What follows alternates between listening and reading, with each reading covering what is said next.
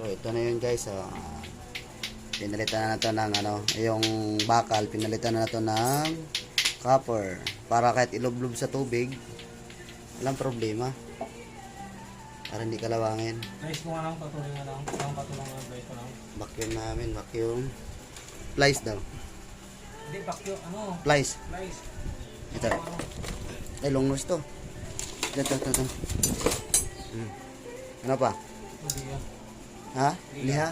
Ito liha. Lagari. Si Boss Ryan yan galing pa ng Tower Bill yan. Kala ko di mo kasama sa tatay. Dala ka ng import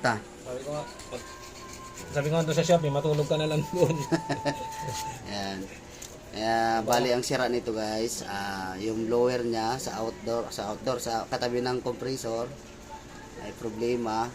Din may leak din yung niya, yung nakababad sa tubig guys. Kaya pinalitan na namin yung tanso yan.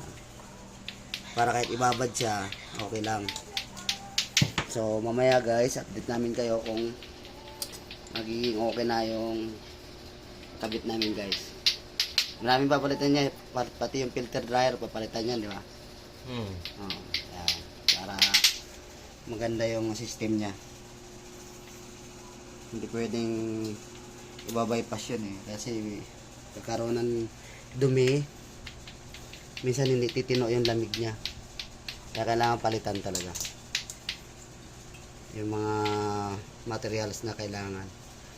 Freon, ito, tapos filter dryer, yun.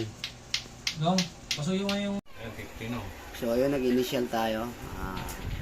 Dandahan lang kasi para maganda yung pasok ng freon, para hindi masira yung compressor natin.